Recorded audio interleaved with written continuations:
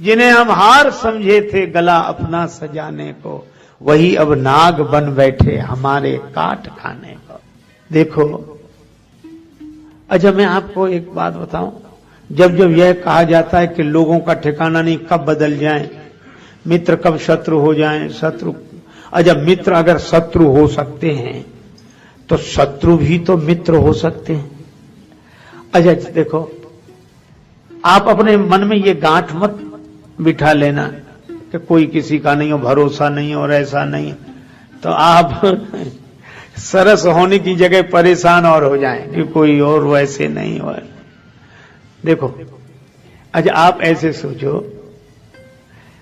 गर्मी के दिन हो, जून का महीना हो और खूब जोरदार गर्मी लग रही हो, अच्छा चलो ना एसी हो, कोई कूलर चला दे, तो कहते हा हा हा हा भाई प्राण मिल गए, बहुत गर्मी थी, बड़ा अच्छा किया। तो अच्छा एक बात बताओ, तो कूलर आपको मित्र लगता है कि नहीं? कितना प्रिय लगता है, चला भाई चला चला, अरे भाई बहुत अच्छा। और वही कूलर लगा रहे, वही कमरा हो और जनवरी की भयंकर सर्दी हो, फिर कोई कूलर खोले, अरे भैया बंद कर, प्राण लेना है क्या? देखो तो उस समय वह शत्रु है। अच्छा अब आप एक बात बताओ, कूलर बदल गया कि समय बदल गया? तो मुझे तो लगता आदमी कभी नहीं बदलता, हमारा समय बदलता है और समय के अनुसार हमें आदमी बदले हुए लगते हैं। समय फिरे रिपु होए प्रीते, अपना प्रारब्ध जैसा जहां से वैसे परिणाम मिलते वहां से, मीठे फल अब लगेंगे कहां से, बीज कड़वे तो बो ही चुके हो, राही जागो हुआ अब सवेरा, पूरी रजनी तो सो ही चुके हो। इसलिए भाई ये संसार के बारे में जब संत महापुरुष हम लोगों को समझाते हैं तो वो इसलिए नहीं समझाते कि हम रिएक्शन में जिएं, वो इसलिए समझाते हैं ताकि हमारा एक्शन सही हो जाए, और एक्शन के लिए ही तो ये डायरेक्शन है। रिएक्शन से मुक्त हो, एक्शन में रहे, इसीलिए सत्संग। तो भाई अच्छा भगवान भी एक खेल करते हैं, कब? जब कोई संसार के संबंधों में आसक्त होकर भगवान कोई का विस्मरण कर देता है, तब भगवान कहते हैं कि ठीक है, लेकिन जरा देखना, एक क्षण ऐसा आएगा कि तुम्हें हमारी ओर देखना पड़ेगा, क्योंकि ये तन कीमती है मगर है विनाशी, कभी अगले क्षण के भरोसे न रहना, निकल जाएगी छोड़ काया को पल में, सदा श्वास धन के भरोसे न रहना।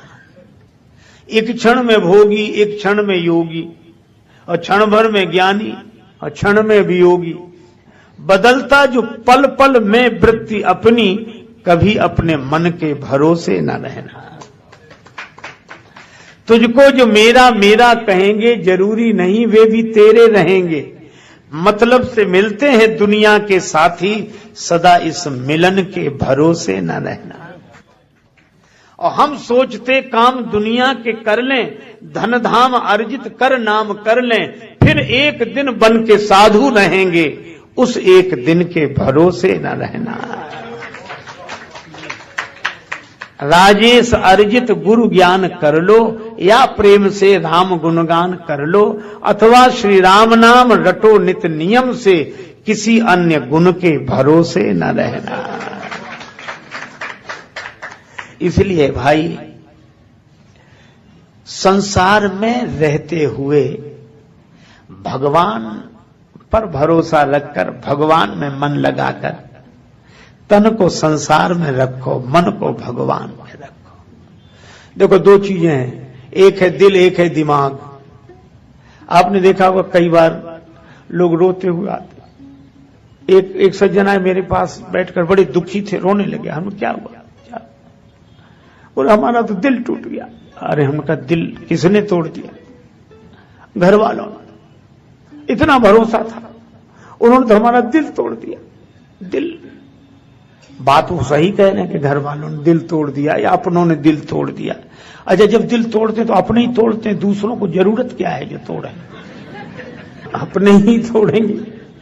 कौन कहता जाने वाले याद फिर आते नहीं, कौन कहता जाने वाले याद फिर आते नहीं, तोड़ के दिल जाते जो दिल छोड़ के जाते नहीं। अपने वाले ही सताते गैर तो बदनाम है, और दोस्त से मिलते जो गम दुश्मन भी दे पाते नहीं। होता ही है। अच्छा एक बात बताओ, राम कथा यही सिखाती है। राम जी की कथा, विभीषण जी भी पिटे और सुग्रीव जी भी पिटे, तो अपनों से ही पिटे। बड़े भाई सुग्रीव के बाली, विभीषण जी के बड़े भाई रावण पिटे। अरे भाई, तो वो बोले दिल टूट गया, घर वालों ने दिल तोड़ दिया।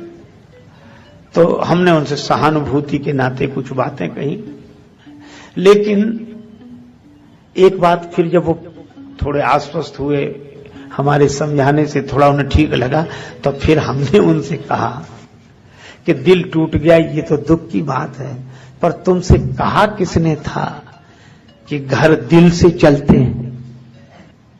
काहे को लगाया था? तो बोले फिर करते क्या? हमने कहा देखो एक सीधी सी बात है, ये घर दिल से नहीं दिमाग से चलते हैं। संसार में दिमाग से रहना चाहिए, संसार में समझ पूर्वक रहना चाहिए। तो फिर क्या करें? हमने कहा दिमाग से संसार में रहो, घर में रहो, परिवार में रहो, और दिल से भगवान में रहो, यही जीवन की है। लेकिन भगवान में हम अकल लगाए, भगवान में तो ऐसी अकल लगाए हैं कि वो हैं भी कि नहीं, आज तक विचार कर रहे हैं। दुनिया पर विश्वास और भगवान पर विचार होना चाहिए कि दुनिया में रहें तो विचार पूर्वक और भगवान में रहें तो विश्वास पूर्वक। देवकी माता ने विश्वास कर लिया कि मेरे भाई जैसा महान कोई नहीं है। इतना बड़ा होने के बाद नंगे पांव मेरे रथ का सारथी बन गया। बहन को कितना चाहता है, कितना चाहता है। पर सच्ची बात यह है कि संसार में कोई किसी को नहीं चाहता, सब अपने को चाहते हैं और अपने लिए ही सबको चाहते हैं। यह नियम है। भगवान ने कहा अच्छा, भगवान श्री कृष्ण ने सोचा कि पहले माता का ही भ्रम दूर करूं। जब वह रथ वन में पहुंचा, आकाशवाणी हुई, अरे कंस, जिस बहन को तू इतनी हार्दिकता से रथ में बिठाकर विदा कर रहा है, जिस बहन से तेरा इतना प्रेम है, इसी देवकी का 8वां लाल तुम्हारा काल होगा। इसी देवकी का 8वां बेटा तुम्हें मिटाएगा, तुम मरोगे। बस इतना सुना तो अभी देवकी के हाथ जोड़ रहा था, मुस्कुरा मुस्कुरा कर देख रहा था। अब तो देवकी के बाल पकड़ लिए, तलवार खींच ली, सिर ही काट दो, न रहेगा बांस न बजेगी बांसुरी। देवकी ही नहीं रहेगी तो लाल कहां से होगा, और लाल कहां से होगा तो हमारा काल कहां से होगा।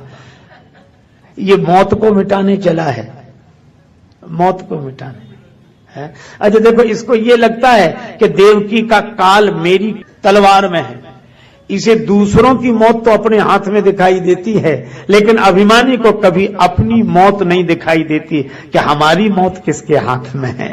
उधर तो ध्यान ही नहीं जाता। कंस अगर प्रेम से भरा होता तो कहता कि भाई जो होना है वह तो होगा ही, प्राण तो एक दिन जाएंगे ही, कौन अमर रहा है, अब जो है ठीक है। लेकिन क्या प्राणों के डर से, प्राण जाने के डर से मैं ये प्रेम का मार्ग छोड़ दूं, धर्म का मार्ग छोड़ दूं? एक सज्जन हमें मिले, कहने लगे हम पहले बहुत दान पुण्य करते थे महाराज, बहुत दान पुण्य करते थे, पूजा पाठ करते थे, अब हम सब बंद कर दिया। हमने कहा क्यों कर दिया? बोले बहुत धोखा हुआ हमें, हम किसी और उद्देश्य से देते हैं, लोग दुरुपयोग करते हैं। तो दूसरे क्या कहेंगे, ठीक किया, आजकल जमाना ही ऐसा, नहीं देना चाहिए। ये बड़े चालाक लोग हैं जो नाटक करते हैं, अरे इनके धंधे हैं। और वो कहते हैं इसीलिए मैंने तो बंद कर दिया। अच्छा, लगता तो है कि बड़ी सही बात कह रहे हैं, पर सही नहीं कह रहे हैं। हमने उनसे धीरे से पूछा, हमने कहा भोजन करने से पेट कितनी बार खराब हुआ? तो बोला कई बार। हमने कहा भोजन बंद कर दिया? बोले भोजन तो बंद नहीं किया हमने, व्यापार में घाटा होता तो क्या व्यापार बंद कर देते हैं? एक दान पुण्य ही मिला था बंद करने के लिए। हाँ, यह है कि भोजन करने में पेट खराब हुआ, जिस चीज से हुआ उसे छोड़ दिया, दूसरी चीज लेने लगे। जहां धोखा हुआ तो वहां ना करें, दूसरी जगह करने लगे। दान पुण्य व्यापार करते हैं। तो जिसके जीवन में दान की महत्ता होगी, सेवा की महत्ता होगी, स्वभाव में होगा। बिच्छू और संत की कथा हम लोग सुनते ही हैं। बिच्छू ने कई बार डंक मारा, पर संत पानी में बहते हुए बिच्छू को हाथ पर रख लेते। किसी ने कहा कि बाबा ये बार बार डंक मारेगा, ये अपना स्वभाव नहीं छोड़ सकता। तो संत ने कहा कि जब बिच्छू अपना स्वभाव नहीं छोड़ सकता तो संत अपना स्वभाव कैसे छोड़ दे? यह है असली प्रेम। ये कंस का प्रेम असली नहीं है, ये प्रेम का, धार्मिकता का दिखावा है। मौत की बात किसी ने कह दी, इतने में ही धर्म चला गया, प्रेम चला गया। इसलिए भाई लोग कहते हैं कि प्रेम में हम मर मिटने को तैयार हैं। प्रेम में लोग कहते हैं हम मर मिटने को तैयार हैं। और ये कैसा प्रेमी है कि जिससे प्रेम करता है उसी को मिटाने मारने को तैयार है। इसका अर्थ है यह प्रेम नहीं है।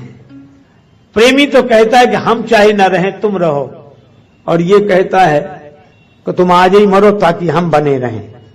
ये प्रेम है, ये धार्मिकता है। वसुदेव जी ने देखा संकट का समय, तो वसुदेव जी ने कंस की प्रशंसा की। ये नीति है। कई बार काम बिगड़ रहा हो तो ऐसे लोगों की तारीफ करना मजबूरी हो जाती है। वो महान है नहीं, लेकिन चलो महान कार्य हो जाए प्रशंसा से, तो प्रशंसा करने में क्या? अरे आप तो पुरुष हैं और आपको यह शोभा नहीं देता, और आपको देवकी से डर नहीं है, देवकी के 8वें लाल से डर है। तो इनकी जैसे जैसे जो 8वें लाल का जन्म होगा मैं लाकर आपको दे दूंगा, आप उसे मार देना। कंस को लगा कि बात ठीक है, अभी बदनामी भी होगी और ये ठीक नहीं। बोला अच्छा जाओ घर में रहो, पर रखवाली रहेगी, सब देखते रहेंगे। अच्छा, अब ये कथा बड़ी अजीब है, बहुत विचित्र कथा है।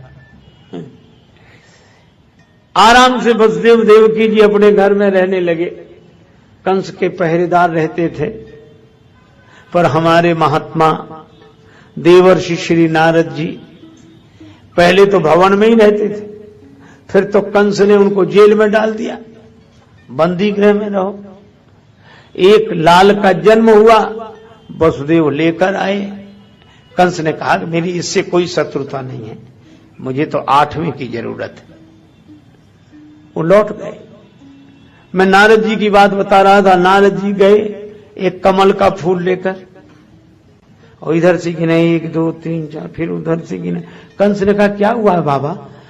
नारद जी ने कहा कि हम गिन रहे हैं कि 8वीं कौन सी है इसमें, कमल की 8वीं पंखुड़ी कौन सी है। को अष्टदल कमल था, जिधर से गिनो, एक इधर से करो तो उधर वाला 8, इधर से एक गिनो तो उधर वाला 8, बीच से गिनो तो बीच वाला 8। और ऐसे लगता था कि वो 8वां तो सब में है। और बात भी सही थी, जो 8वां है, जो भगवान है, वे तो सब में हैं। अपने अपने गिनने की दृष्टि है, किधर से गिनो किधर से देखो। पर कंस ने दूसरा अर्थ लिया कि इसमें तो पहला भी 8वां हो सकता है और 8वां भी पहला हो सकता है। तो उसने कहा कि अब एक को भी नहीं छोड़ेंगे, मिटाओ, सबको मारो।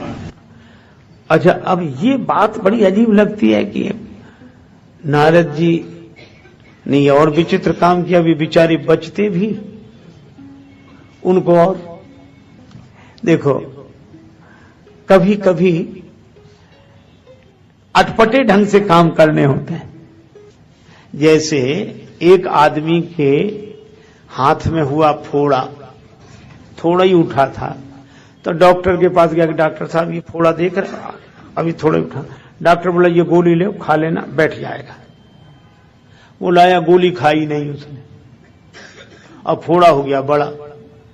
फिर गया कि डॉक्टर साहब, तो हम गोली दी थी, वो बोले वो तो हमने खाई नहीं। बोले अब ये बैठेगा भी नहीं, अब तो इसका ऑपरेशन करना पड़ेगा। तो फिर ऑपरेशन कर दो, का ऑपरेशन लायक हुआ नहीं, अभी हम ये गोली और दे रहे हैं ताकि और बढ़ जाए, बैठने लायक है नहीं और ऑपरेशन लायक हुआ नहीं है ना। तो अब वो जो डॉक्टर फोड़े को मिटाना चाहता है वही फोड़े को बढ़ा रहा है, ऑपरेशन लायक बना रहा है। बस यही बात है। नारद जी ने कहा कि कंस, तुम्हारे मन में जो अभिमान का फोड़ा हुआ है, पाप का फोड़ा हुआ है तुम्हारे जीवन में, वो उपदेश की गोली से बंद होने वाला तो है नहीं।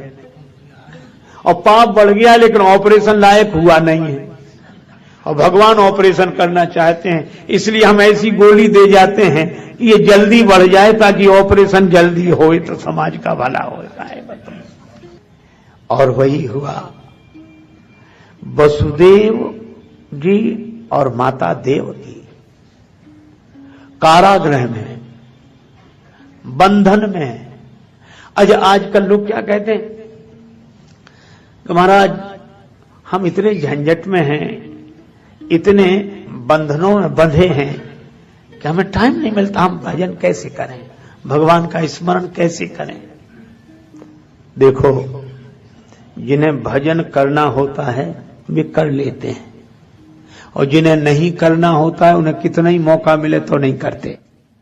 ये कथा यह बताती है कि हम तो घर में रहकर भजन नहीं कर पाते, घर के बंधन में रहकर भजन नहीं कर पाते हैं, और वसुदेव जी और माता देवकी तो जेल में रहकर भजन कर लेते हैं।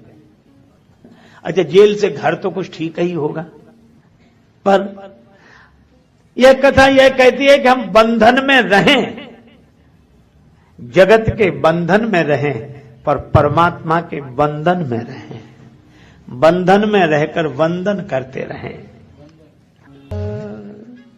भगवान को पुकारें, भरोसा रखें।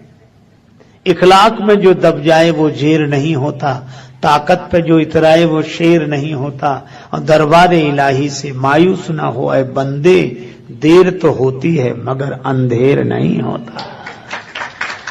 भरोसा, भरोसा। और इसीलिए विश्वास करना बहुत कठिन। श्याम से दिल को लगाना कोई मजाक नहीं, जीते जी जान से जाना कोई मजाक नहीं। कामी क्रोधी लालची इनसे भक्ति न होए, भक्ति करे कोई सूरमा, जाति वरण कुल खोए। भगवान को याद, बस हम देखते हैं कि देखते हैं, आप कौन कहता है मुझे होश नहीं, आप देख रहे हैं, ठीक है। कितना सुंदर नाम, वसुदेव,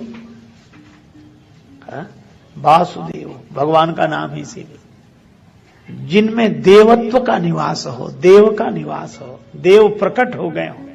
और देव की मति कौन, बुद्धि कैसी, जो परमात्मा की हो गई हो, देव की, अपनी नहीं, देव की, जो भगवान की हो जाए। ये भक्ति और ज्ञान, जो जिसमें केवल भगवान शेष रह जाए वह ज्ञान, और जो भगवान की हो जाए जिसकी बुद्धि, वो भक्ति। ये भक्ति और ज्ञान। अच्छा, इनको बांध कौन, किसने रखा, कंस ने। ये देहाभिमान ही कंस है, पर कंस को यह पता नहीं कि कंस वसुदेव जी देवकी जी के देह को बांध सकता है, पर नेह को नहीं बांध सकता। देह बंधन में है, लेकिन इनके मन का नेह तो परमात्मा के बंधन में है। यह इसीलिए भाई, रण में वन में डगर में कहूं रहे यह देह, तुलसी सीता राम सो लगो चाहिए ने। इसलिए जिस देश में जिस भेष में परदेश में रहो, राधा रमण राधा रमण राधा रमण कहो। यह पुकार निरंतर, और यह पुकार हृदय की पुकार है। प्रभु श्री हरि स्वीकार करते हैं सदा, माने पुकार श्री हरि स्वीकार करते हैं सदा जब दिल से होती है। मगर मुश्किल तो यह है, बात ये मुश्किल से होती है। पुकार प्रभु तक पहुंची। भगवान के आने के पहले शेष भगवान आए और उनको भी भगवान की माया ने देवकी जी के गर्भ से माता रोहिणी के गर्भ में स्थापित किया शेष भगवान। अब भगवान की प्रतीक्षा। देखो, शेष भगवान पहले आ गए, भगवान बाद में आए। कभी शेष पहले विशेष बाद में भगवान, और शेष सैया है भगवान। और यही है, भगवान देवकी माता के गर्भ में आए, देवताओं ने स्तुति की, सत्य स्वरूप परमात्मा की स्तुति की। और एक बार किसी संत से किसी ने पूछा कि माता देवकी के गर्भ में भगवान आ गए, तो क्या भगवान भी गर्भ में आते हैं? और यह संस्मरण पूज्यपाद श्री स्वामी अखंडानंद सरस्वती जी महाराज के द्वारा उल्लेखित है। वे ही श्रीमद् भागवत की कथा कर रहे थे, और जब ये हुआ कि देवकी माता के गर्भ में भगवान आए तो देवताओं ने स्तुति की। तो इस प्रसंग की चर्चा पूज्य स्वामी जी महाराज कर रहे थे, तो एक श्रोता खड़े हो गए कि भगवान भी गर्भ में आते हैं, फिर भगवान में साधारण आदमी में क्या अंतर रहा? भगवान भी गर्भ में आए, भगवान कोई हमारी तुम्हारी तरह है भगवान। तो पूज्य स्वामी जी महाराज बताते थे कि हम कुछ उत्तर देना चाहते थे, कुछ बोलते इसके पहले ही पूज्य श्री उड़िया बाबा जी महाराज विराजमान थे, तो उन्होंने श्रोता को उत्तर देने की जगह उसी से प्रति प्रश्न कर दिया। वह उसने पूछा कि क्या भगवान भी गर्भ में आते हैं, माता के गर्भ में आते हैं भगवान? तो उड़िया बाबा जी ने कहा, क्या भगवान माता के गर्भ में नहीं है?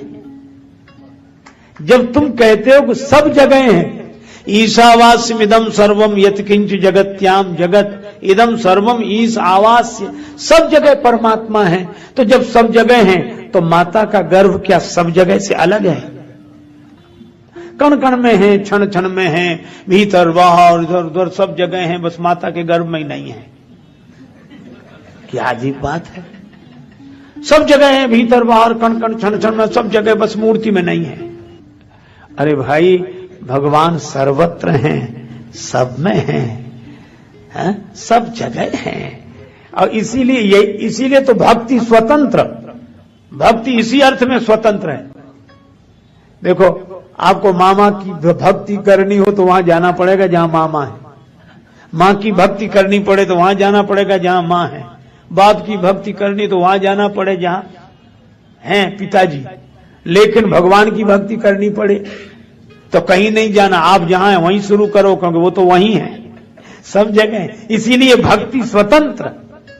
अच्छा, किसी नाम में पुकारो, सब नाम उनके हैं, किसी रूप में का ध्यान करो, सब रूप उनके हैं, और सब जगह वे हैं, सब नामों में वे हैं, सब रूप में वे हैं। इसीलिए भगवान से कहा, हम किस नाम से पुकारें कि आ जाएं? भगवान ने कहा, ये तुम्हारे लिए छोड़ दिया, तुम जिस नाम से पुकारो आएंगे हम ही, तुम जिस रूप में देखो आएंगे हम ही, तुम जहां बुलाओ हम वहीं होंगे। यही बात है। तो भगवान माता देवकी के गर्भ में आए, भीतर आए भगवान। और कितनी अद्भुत बात है, भगवान भीतर से ही प्रकट होते हैं, भक्ति के भीतर से प्रकट होते हैं। अच्छा, एक अद्भुत बात, भगवान जब प्रकट हुए, एक अनोखी बात है। घोर काली अंधेरी रात, चारों तरफ अंधकार, अंधेरा ही अंधेरा, सूझना अपना हाथ पसारा, अपना हाथ भी अपने को न दिखे, ऐसा अंधकार। श्री कृष्ण कम वा दयालु शरणम ब्रजेम, ऐसे दयालु परमात्मा को छोड़कर किसकी शरण में जाया जाए। भगवान अंधेरे में आए, भगवान जेल में आए, भगवान रात में आए, और कितनी अद्भुत बात, क्या ऐसा करुणाधनी और कौन होगा। अगर कोई जेल का बंधन तोड़कर उन तक नहीं पहुंच सकता, कोई बंधन तोड़कर उन तक नहीं पहुंच सकता, तो वे करुणाधनी बंधन स्वीकार करके आ जाते हैं उद्धार करने के लिए, कि चलो तुम हम तक नहीं पहुंचते तो हम तुम तक पहुंचेंगे। वही बात है, श्री रामचरितमानस में उल्लेख है, जटायु जी के पंख कट गए, धरती पर पड़े थे, पर आंख बंद किए, राम राम राम। किसी ने जटायु जी से कहा, अब तो आपके पंख कट गए, अब भगवान तक कैसे पहुंचेंगे, यह तो दुर्भाग्यपूर्ण रहा। जटायु जी ने कहा, यह तो सौभाग्य है। क्यों? पंख होते तो जिम्मेवारी मेरी थी कि उड़कर भगवान के पास जाऊं, और पंख नहीं रहे तो अब जिम्मेवारी भगवान की है कि वे चलकर मेरे पास आए। अब तो भगवान की जिम्मेवारी है, अब मेरी नहीं है। वसुदेव देवकी जी भी यही सोचते हैं कि अगर जेल में न होते तो जिम्मेवारी हमारी थी कि हम भगवान के धाम में चलकर जाएं, भगवान के तीर्थों में चलकर जाएं, लेकिन अगर हम जेल में हैं तो अब भगवान के पास जाने की हमारी जिम्मेवारी नहीं है, अब तो भगवान को हमारे पास आने की जिम्मेवारी है। अब भगवान का दायित्व है कि वो आए। अच्छा, एक बात है, मैं क्या कहूं, मारीच जा रहे थे, हिरण बनकर आए थे, भगवान पीछे चले तो मारीच भागे आगे और देखे पीछे। भगवान ने कहा, जब इधर देख रहे तो उधर काहे को भाग रहे, फिर रुक ही जा, और भाग रहे तो इधर काहे को देख रहे, भागना उधर और देखना इधर। ये बात समझ में नहीं आई। तब मारीच ने कहा कि प्रभु, दो के बीच में ये जिंदगी फंसी है, ये जीवन। क्या? बोले, एक और भाग्य है, एक और भाव है। भाग्य उधर ले जा रहा है और भाव इधर देखने के लिए मजबूर कर रहा है। तो भगवान ने कहा कि क्या देख रहे? मारीच ने कहा, सन्मुख होई जियो मोहि जबहि, जन्म कोटि अग नासों तबहि। ये सुनकर आया था आपकी शरण में। भगवान बोले, शरण में आए थे तो भागे क्यों? बोले, दूसरी बात याद आ गई, आप यह भी तो कहते हैं मोहि कपट छल छिद्र न भावा, और मैं हूं कपटी इसलिए भागा। अच्छा, कपट तो आपसे दूर भागता ही है, इसीलिए मैं भाग रहा हूं। भगवान ने कहा, अच्छा सो तो ठीक है कि भाग तो रहे हो, लेकिन इधर क्या देख रहे हो? मारीच ने कहा कि ये देख रहे हैं कि मैं तो आपके पास नहीं आ सकता क्योंकि कपटी हूं, लेकिन मैं ये देख रहा हूं, क्या आप भी मुझ तक नहीं आ सकते?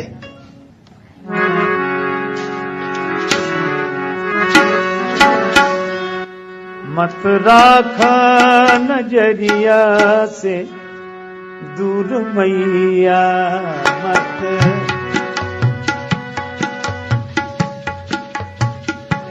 मत राखो नजरिया से दूर मैया, मत राखो।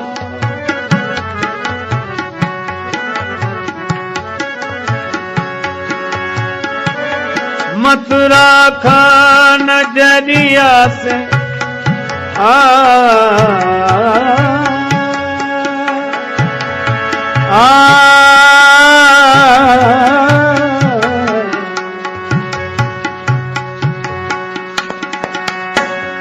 राखा नजरिया से दूर मैया, मत राखा नजरिया से दूर मैया, मत राखो नजरिया से दूर मैया, मत राखो।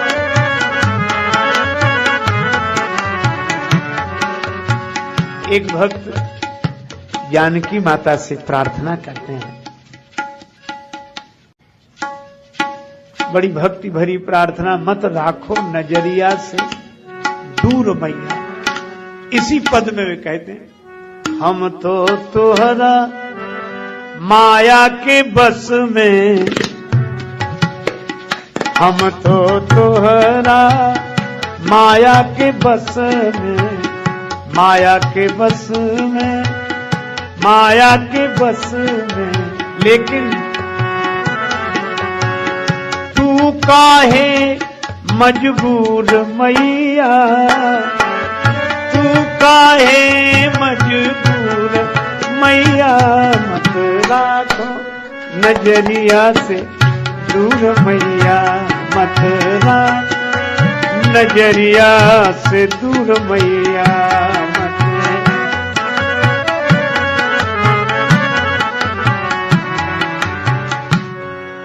हम तो तोहरा माया के बस में, पर तू काहे मजबूर मैया। हम तो आपकी माया से विवश हैं।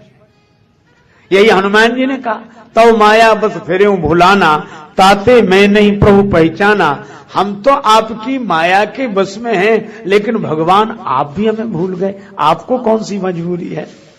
और मारीच ने कहा कि हम पीछे मुड़कर यही देख रहे हैं कि हम तो आप तक नहीं पहुंच सकते, लेकिन क्या आप भी हम तक नहीं पहुंच सकते। यही वसुदेव देवकी जी का भाव कि हम तो मजबूर हैं, हम तो आप तक नहीं पहुंच सकते, लेकिन क्या आप भी हम तक नहीं पहुंच सकते। देखो, जो भगवान तक नहीं पहुंच सकते, उनकी पुकार परमात्मा तक पहुंच जाती है, और वह याद ही दया बनकर उन दया निधि को प्रकट कर देती है जीवन में। ये जवां पर जब कभी घबरा के तेरा नाम आता है, सुना है तेरी रहमत का सहारा काम आता है। नाम है। और वह समय आया, भगवान प्रकट हुए। अच्छा, कब? रात में। क्यों? देखो, रात में अपने को भी कोई सहारा नहीं दिखाई देता, अपना हाथ भी अपने को नहीं दिखता, और अपनों का भी सहारा नहीं दिखता। सब सो रहे होते, सब सो रहे हैं रात में, अपना हाथ भी अपने साथ नहीं। जब इतनी घोर निराशा हो, उस निराशा के अंधकार में जब कोई सहारा ना हो, तभी सर्वेश्वर भगवान प्रकट होकर कहते हैं कि हम तुम्हारे हैं, चिंता मत करो। चिंता, निराशा की अंधेरी रात में जहां आशा का कोई दिया न जल रहा हो, उस अंधेरी निशा में स्वयं भगवान प्रकट होकर कहते हैं कि मैं हूं तुम्हारे साथ, चिंता मत करो। तुम जेल छोड़कर हम तक नहीं आ सके, तो हम अपना धाम छोड़कर तुम्हारे पास जेल में आ गए। अगर तुम जगत के बंधन से ऊपर नहीं उठ सकते, वंदन कर सकते हो, तो चलो कोई बात नहीं, हम ऊपर से नीचे उतरकर तुम्हारे जगत में आ जाते हैं, तुम्हारे पास आ जाते हैं। ये भगवान की करुणा है, ये अवतार है। ऊपर से नीचे उतर, अवतार। इसलिए सीढ़ी को कहते हैं अवतरणिका। अच्छा, सीढ़ी के दो पाए, एक नीचे एक ऊपर। एक आदमी छत पर खड़ा था, बोले इन सीढ़ियों से ऊपर आ जाओ, हम मिल जाएंगे। तो कई लोग चढ़ गए, एक आदमी बड़ा कमजोर, बोले साहब हम तो नहीं चढ़ सकते। तो ऊपर वाले ने कहा फिर हम तक नहीं पहुंच सकते तुम। तो उसने कहा कि इन सीढ़ियों का उपयोग क्या केवल ऊपर चढ़ने के लिए होता, नीचे उतरने के लिए नहीं होता। तो ऊपर वाले ने कहा कि होता है। बोले तो इन सीढ़ियों का आधार लेकर जो ऊपर चढ़ सके सो ठीक, जो नहीं चढ़ सके तो इन सीढ़ियों का आधार लेकर आप ही नीचे उतरा। तो ये संकेत क्या है? ये साधना ही सीढ़ी है, और इसके दो पायदान है, दो सीढ़ियां हैं। कौन सी? एक नाम, एक रूप, और ऊपर है परमात्मा। वे कहते तुम नाम रूप से ऊपर उठाओ तो हम मिल जाएंगे। तो जो समर्थ हैं वे नाम रूप से ऊपर उठ गए, परमात्मा तक पहुंच गए। लेकिन भक्तों ने कहा हम निर्बल हैं, हम नाम रूप से ऊपर नहीं उठ सकते, तो तुम ही नाम रूप लेकर नीचे उतर आओ तो बड़ी कृपा होगी। तो जो नाम रूप से ऊपर उठकर परमात्मा तक पहुंच गए वे ज्ञानी जन हैं। पर भक्तों के लिए भगवान अपना कोई नाम और रूप लेकर प्रकट हो जाते हैं, ये अवतार है। और वही हुआ, भगवान प्रकट हुए। एक बार एक सज्जन से चर्चा हो रही थी, तो ऐसी विनोद की बात है, तो उन्होंने हमसे कहा कि आप राम जी के भक्त हैं। हमने कहा हाँ, अगर हैं तो तुम अपनी बात कहो। बोले आपके राम जी तो दिन में आए, पर कृष्ण भगवान तो रात में आए, क्यों आए? तो मुझे विनोद में एक बात सूझी, अरे हमका उनको रात में आना ठीक। बोले क्यों आए? अरे हमका चोर तो रात में ही आएंगे, दिन में थोड़े ही आते हैं। चोर तो रात को ही आएंगे, दिन में थोड़े ही आएंगे। सो मैंने तो विनोद में कहा था, वो ऐसा कैसे कहते हैं, और कृष्णस्तु भगवान स्वयं, और आपको पता उन्हें कोई नहीं पकड़ पाया। हम कहा वो चोर कैसा जिसे कोई पकड़ ले? अरे बोले वो रातों रात चले भी गए। हम कहा चोर सवेरे तक थोड़े ही रहते, रात को ही चले जाते हैं। लेकिन भैया ये है तो विनोद की बात, और भगवान कैसे चोर हैं। नवाम भुज श्यामल कांति चौरम, श्री राधिकाया हृदयस्य चौरम, अनेक जन्मार्जित पाप चौरम, चौराग्रगण्यम पुरुषम नमामि। ऐसा चित चोर कौन? श्री कृष्ण प्रकट हुए और कहा क्या? मैं निर्धन का धन, निर्बल का बल, दीन जनों का सहारा हूं, बंदी गृहवासिनी मातु सुनो,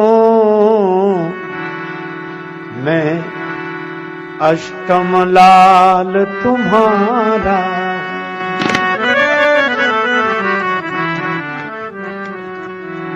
भगवान ने कहा मैं ही तुम्हारा 8वां पुत्र हूं। प्रकाश हो गया। निराशा के अंधकार में नारायण प्रकट हो जाएं तो प्रकाश हो ही जाता है। भगवान का दिव्य दर्शन हुआ। माता देवकी जी को, वसुदेव जी को सभी आनंदित हुए। अच्छा, भगवान भी बड़े विलक्षण, कहने लगे गोकुल भेजो। वसुदेव जी ने कहा कि भेजें तो तब जब हम खुद जा सकें। ये देख रहे हो हथकड़ी, पांव में बेड़ी, हम कैसे ले जाएं? हम तो खुद बंधन में। भगवान बोले नहीं, हमको तो ले चलो, ले चलो, हम यहां नहीं रह सकते, हमें लीला करनी है। अच्छा, लीला कहां होगी? लीला तो गोकुल में होगी। अच्छा, गो कहते इंद्रियों का, इंद्रियों का कुल जहां है, इंद्रियों का समूह जहां है, भगवान की लीला तो वहां होगी। जहां आंखें उनका रूप देख सकें, जहां श्रवण उनकी वाणी सुन सकें, जहां रसना उनका प्रसाद ले सके, वाणी उनका कीर्तन कर सके, हाथ उनको प्रणाम कर सके, चरण दौड़कर उनसे मिलने के लिए चल सके। इंद्रियों का कुल, गोकुल, वहीं लीला होगी। इसलिए मुझे यहां ये अंतःकरण में प्रकट हुए तो प्रकाश हो गया। अब गोकुल में लीला होनी है, वहां भेजो। वसुदेव जी ने कहा ये हथकड़ी, ये बेड़ी। भगवान ने कहा तुम एक काम करो, क्या? हमें सिर पे बिठा लो, बस। ना हथकड़ी देखो, ना बेड़ी देखो, ना कोई समस्या देखो। क्या? बोले हमें सिर पर बिठा कर देखो, फिर चमत्कार देखो। और कितना बढ़िया संकेत है। भगवान ने कहा कि कितना ही बंधन हो, कितनी भी समस्या हो, परेशान ना हो, भगवान को सिर पे बिठा के देखो। तो वसुदेव जी बोले बिठाएं तो, पर बिठाएं किसमें, यहां तो कुछ है नहीं। तो एक संत ने कहा कि अनाज साफ करने वाले सूप में भगवान को बिठा लिया वसुदेव जी, और सूप सिर पे रखा। कहा कि भगवान के लिए ये एक बोला ऐसा कोई वर्णन नहीं है। हमने कहा ना भी हो, पर ये बात बड़ी सार्थक है। भगवान सूप में ही, क्यों?